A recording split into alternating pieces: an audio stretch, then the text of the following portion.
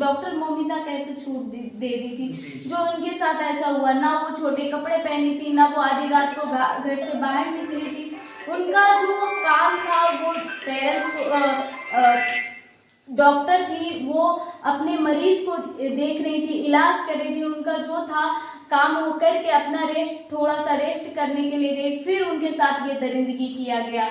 तो कहीं ना कहीं मैं ये कहना चाहूंगी इस समाज को भी कि लड़कियों को गलत ठहराना बंद कीजिए, क्योंकि हमेशा लड़कियां गलत नहीं होती है।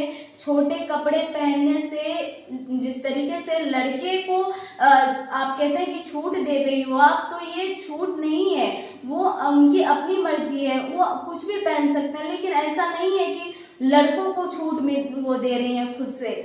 तो ये आपको अपनी सोच बदलनी चाहिए, और जिस तरीके से लड़कियों को जिम्मेदार ठहराते हैं, इस समाज की मैं बात कर रही हूँ, लड़कियों को जिम्मेदार ठहराना बंद कीजिए। लड़कों को भी सिखाइए कि हाँ, तुम्हें भी ऐसा शिष्टाचार देना चाहिए। जी जी सर, बहुत बहुत धन्यवाद मैंने आपको। जी दोस्तों, जैसे हम देखते हैं कि हमारे देश में हर साल जो रेप की केसेस है बढ़ती है, इससे मेरा सरकार से रिक्वेस्ट है कि रेप केसेस के लिए कुछ बड़ा कदम उठाया जाए, और ये जो नियम है मेरे ख्याल से जल्द लागू किया जाए। क्योंकि साथियों, हम देखते हैं कि हम दूसरे क्या, हम खुद ही बोलते हैं जैसे कि अगर हम लड़के अगर सही रहेंगे तो हमें, मेरे ख्याल से हम किसी का, अगर हम अपनी बहन को बहन समझते हैं कि दूसरे को बहन को बहन समझना चाहिए। जैसे अभी देखो, आज 19 तारीख को रक्षाबंधन था, ठीक है, 19 तारीख रक्षाबंधन था, सभी भाई अपनी बहन से राखी बनाने से उनकी रक्षा, दिल दहला देने वाली जो घटना है वो सामने आ रही है। सबसे पहले मैं आपके चैनल से सभी दर्शकों को नमस्कार करना चाहती हूँ, और मैं संगीता जी दमन इस स्थिति और परिस्थिति से यही समझती हूँ कि आज देश में महिलाएं, बेटियां कहीं भी सुरक्षित नहीं है। रूह कांपता है कहीं भी बाहर जाने के लिए, निकलने के लिए सहम से जाती हैं, बहुत हिम्मत करके बाहर निकल पाते हैं। जिस तरीके की घटनाएं सामने आ रही है, आज कोलकाता में जिस तरीके से मोमिता डॉक्टर के साथ जो हैवानियत की गई है, ऐसा माना जा रहा है कि इंसानियत ही नहीं है। कहीं ना कहीं ये हर महिलाओं के मन में डर बैठ गया है कि अब घर से बाहर निकलने के लिए डर लगता है, कहीं भी जाने के लिए डर लगता है। मैं खुद भी बहुत डर रही हूँ इन सारी घटनाएं से। लगातार जिस तरीके से बिहार में भी मुजफ्फरपुर में हुआ, उनके माँ बाप को फ़ोन करके धमकाया गया, फिर उनका अपहरण किया गया, आधी रात को उनके सामने अगवा किया गया, और फिर जिस तरीके से हैवानियत के साथ पूरी एकदम कहें तो पूरा उनका जिस तरीके से स्तन काट दिया गया, चाकू से पूरे शरीर पर वार किया गया, उनके प्राइवेट पार्ट्स पर जिस तरीके से 50 बार चाकू से वार किया गया। इस तरीके से ऐसा माना जा रहा है कि महिलाओं को इस देश में कोई इज्जत, कोई सम्मान नहीं है। तो मैं यही कहना चाहती हूँ इस देश में, इस देश के कानून व्यवस्था को, इस देश के सरकार को यही कहना चाहती हूँ कि आप महिलाओं को देवी मत समझो, सिर्फ और सिर्फ उनको सम्मान दो, इज्जत दो, बस हमें इतना ही चाहिए और कुछ नहीं चाहिए। क्योंकि देवी दिन में देवी समझा जाता है और रात में उनका बलात्कार किया जाता है। उनको अपने खिलौना की तरह समझ के उनको खेल के और उनको तोड़ फोड़ दिया जाता है। जिस तरीके से पुणे में जो 4 महिलाओं के साथ हुआ, 4 लड़कियों के साथ हुआ, वाकई एकदम दिल को दहला देता है, रूह कांप जाती है इन सारी घटनाओं को सुन के। जी, जो पुणे जो बदलापुर स्टेशन जो ये लड़कियों के साथ जो अत्याचार हुआ है, ये शायद स्कूल की बात है कि हमने ये चीज देखा था। कहीं भी ये सुरक्षित नहीं है, ना हॉस्पिटल में सुरक्षित है, ना स्कूल में सुरक्षित है, अपने खुद के घर में भी सुरक्षित नहीं है महिलाएं। तो मैं यही कहना चाहती हूँ आपके चैनल के माध्यम से कि इस देश में ऐसी कानून व्यवस्था आनी चाहिए कि ऐसे हैवानों को डर लगना चाहिए कि ऐसा करने से पहले उनकी रूह कांपनी चाहिए, क्योंकि उनको डर नहीं है। मेन बात पर मुझे ऐसा लगता है कि हमारे देश में समझ लो करीबन हर साल, हर महीने, हर दिन कहीं न कहीं से रेप के केसेस हो ही रहे हैं। तो इसमें जो सरकार बड़ा कदम की, ऐसा था नहीं हमारे देश में पहली बार हुआ है, तो कई सालों से होते चले आ रहे थे। इसमें सरकार बड़ा कदम क्यों नहीं उठा रही? सर, मैं आपको ये बताना चाहूंगी कि जिस पार्टी की सरकार है उस पार्टी में बहुत सारे ऐसे बलात्कारी नेता लोग भरे पड़े हैं, तो हम सरकार से क्या उम्मीद रख सकते हैं? क्योंकि सरकार ही नहीं चाहती है कि बलात्कारियों को सजा हो।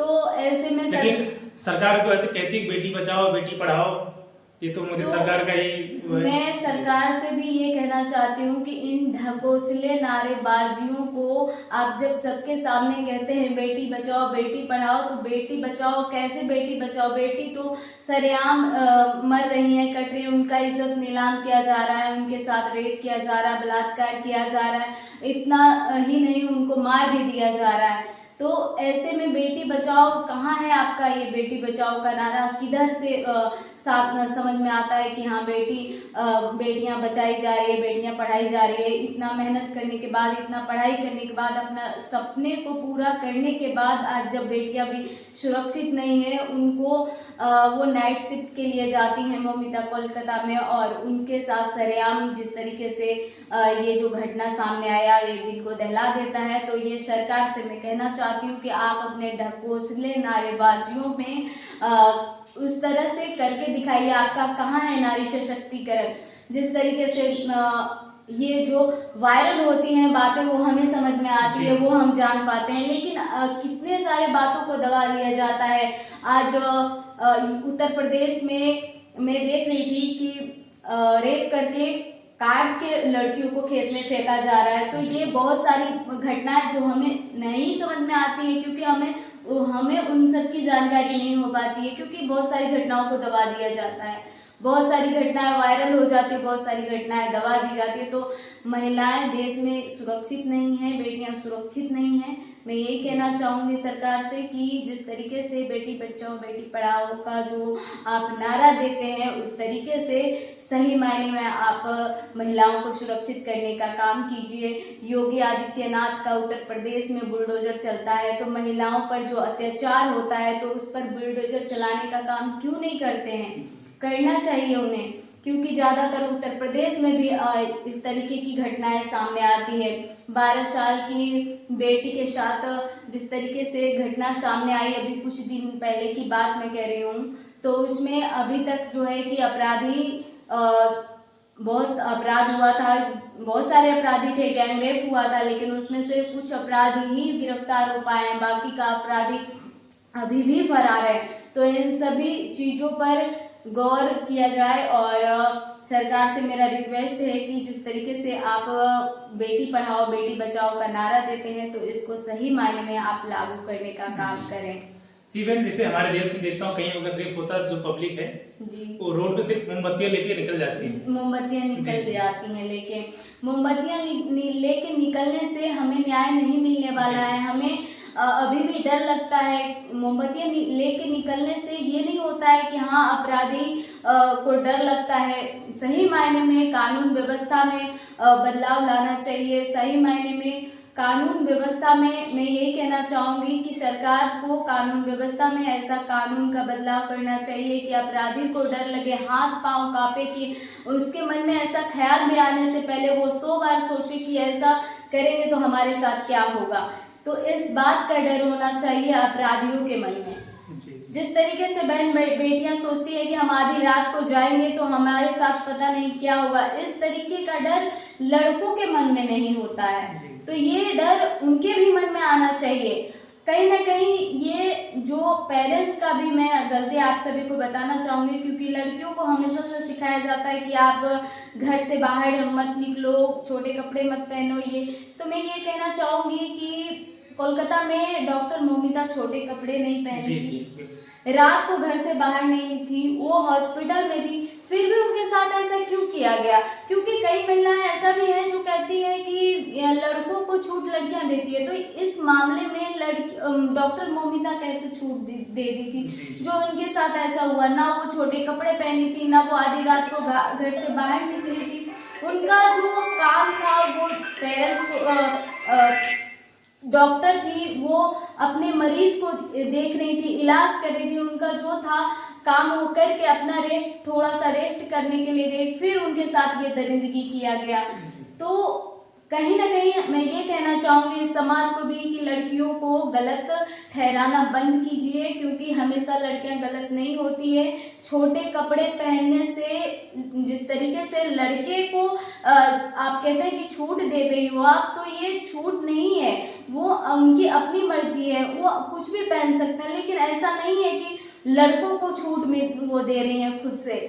तो ये आपको अपनी सोच बदलनी चाहिए, और जिस तरीके से लड़कियों को जिम्मेदार ठहराते हैं, इस समाज की मैं बात कर रही हूँ, लड़कियों को जिम्मेदार ठहराना बंद कीजिए। लड़कों को भी सिखाइए कि हाँ, तुम्हें भी ऐसा शिष्टाचार देना चाहिए। जी जी सर। बहुत बहुत धन्यवाद मैंने आपको। जी दोस्तों, जैसे हम देखते हैं कि हमारे देश में हर साल जो रेप की केसेस है बढ़ती है, इसमें मेरा सरकार से रिक्वेस्ट है कि रेप केसेस के लिए कुछ बड़ा कदम उठाया जाए, और ये जो नियम है मेरे ख्याल से जल्द लागू किया जाए। क्योंकि साथियों, हम देखते हैं कि हम दूसरे क्या, हम खुद ही बोलते हैं, जैसे कि अगर हम लड़के अगर सही रहेंगे तो हमें, मेरे ख्याल से हम किसी का, अगर हम अपनी बहन को बहन समझते हैं कि दूसरे को बहन समझना चाहिए। जैसे अभी देखो, आज 19 तारीख को रक्षाबंधन था, ठीक है, 19 तारीख रक्षाबंधन था, सभी भाई अपनी बहन से राखी बनाने से उनकी रक्षा करने के लिए, उनका मतलब हर एक सेवा करने की जिम्मेदारी लेते हैं कि हाँ चलो हमारी बहन है। तो आप सभी इतने कहूँगा, अगर अपनी बहन के लिए आप शेर हो, दूसरी बहन के लिए राक्षस मत बनो। साथियों, बस मैं इतने कहना चाहूँगा कि सरकार से मेरा यही रिक्वेस्ट है कि रेप केसेस में जल्द से जल्द कुछ न कुछ बड़ा कदम उठाए, नहीं हमारे देश में हर दिन ऐसे रेप केसेस बढ़ते ही जा रहे हैं। इसके लिए मेरा सरकार से रिक्वेस्ट है कि इस पर जल्द से जल्द कुछ बड़ा कदम, बड़ा एक्शन लिया जाए। तब तक सारे मिलते कुछ अगली वीडियो कुछ नई बात। जय हिंद, जय भारत, जय संविधान।